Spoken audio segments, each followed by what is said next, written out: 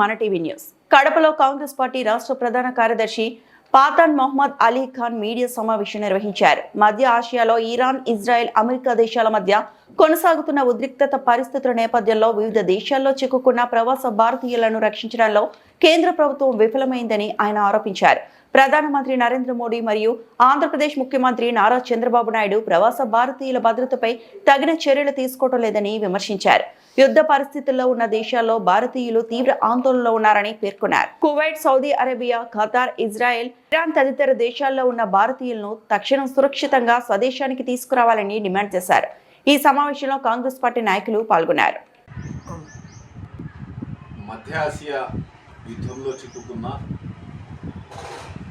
ప్రవాస భారతీయులను రక్షించడంలో కేంద్రంలోని ఎన్డీఏ ప్రభుత్వ సారథి నరేంద్ర మోడీ ప్రవాసాంధ్రులను రక్షించడంలో రాష్ట్ర ముఖ్యమంత్రి చంద్రబాబు నాయుడు ఘోరంగా వైఫల్యం చెందారు. మిడిల్ ఈస్ట్లో ఇరాన్, ఇజ్రాయెల్ మధ్య, అమెరికా దేశాల మధ్య యుద్ధం జరుగుతుంది. పరస్పరం క్షిపణి దాడులు జరుగుతాయి. చాలా భయానక పరిస్థితులు నెలకొంటాయని గత 2 నెలల కాలం నుండి యుద్ధ వాతావరణం గురించి పూర్తిగా తెలుస్తున్నప్పటికీ కూడా ప్రధానమంత్రి నరేంద్ర మోడీ ప్రవాస భారతీయులను, విదేశాల్లో నివసిస్తున్న భారతీయులను స్వదేశానికి సురక్షితంగా తీసుకురావడంలో ఘోరంగా విఫలమయ్యారు. అంతేకాకుండా ఆంధ్రప్రదేశ్ రాష్ట్రం నుండి చదువు కోసం వెళ్ళిన ప్రవాసాంధ్రులు, విద్యార్థులు, ఉపాధి కోసం వెళ్ళిన ప్రవాసాంధ్రులను రక్షించడంలో రాష్ట్ర ముఖ్యమంత్రి చంద్రబాబు నాయుడు, కూటమి ప్రభుత్వ రాష్ట్ర అధినేత కూడా వైఫల్యం చెందడం అత్యంత దారుణం, సిగ్గుచేటు. మిడిల్ ఈస్ట్లో జరుగుతున్న ఈ యుద్ధంలో ఉపాధి కోసం వెళ్ళిన విద్యార్థులను, చదువు కోసం వెళ్ళిన విద్యార్థులను, ఉపాధి కోసం వెళ్ళిన పౌరులను రక్షించడంలో రాష్ట్ర ముఖ్యమంత్రి చంద్రబాబు నాయుడు, ప్రధానమంత్రి నరేంద్ర మోడీ విఫలం కావడం ఈ దేశం చేసుకున్న దౌర్భాగ్యం. మరోవైపు కేవలం కేంద్ర రాష్ట్ర ప్రభుత్వాలు హెల్ప్ లైన్లను మాత్రమే ఏర్పాటు చేసి ఆ హెల్ప్ లైన్ల ద్వారా సమాచారం అడగండి అని చెప్పేసి వదిలేయడం కూడా చాలా దయనీయ పరిస్థితులు తలెత్తాయి.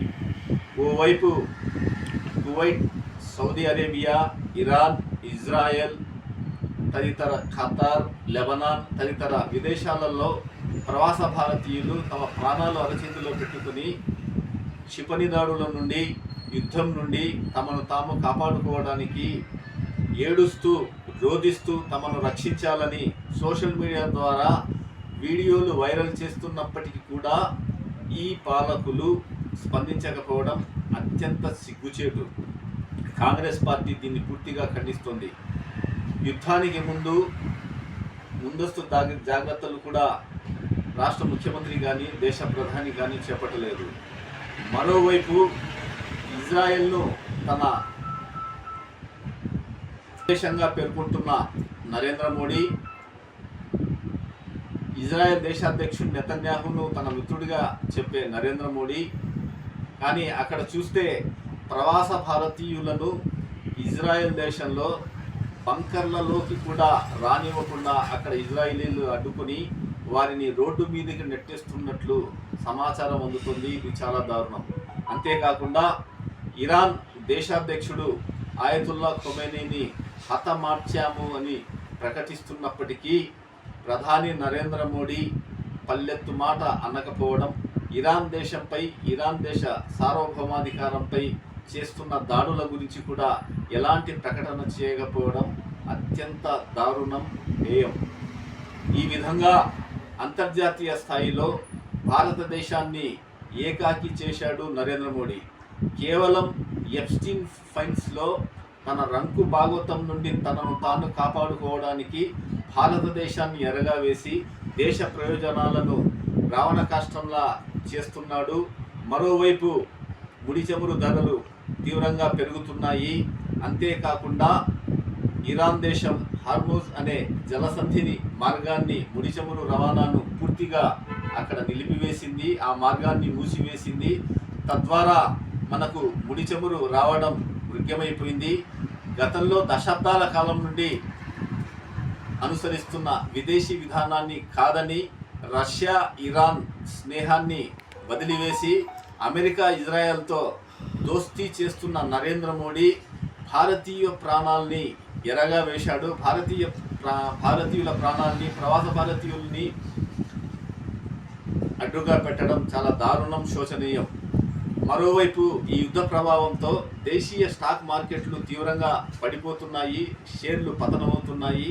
ఇప్పటి వరకు జరిగిన 4 రోజుల యుద్ధ ప్రభావం వల్ల దేశీయ స్టాక్ మార్కెట్లు 6.59 లక్షల కోట్ల మేర పూర్తిగా నష్టపోయాయి. అంతేకాకుండా ఇక్కడి ఎగుమతులు దిగుమతులు కూడా పూర్తిగా నిలిచిపోయాయి. వాణిజ్య వర్తకం కూడా పూర్తిగా స్తంభించింది.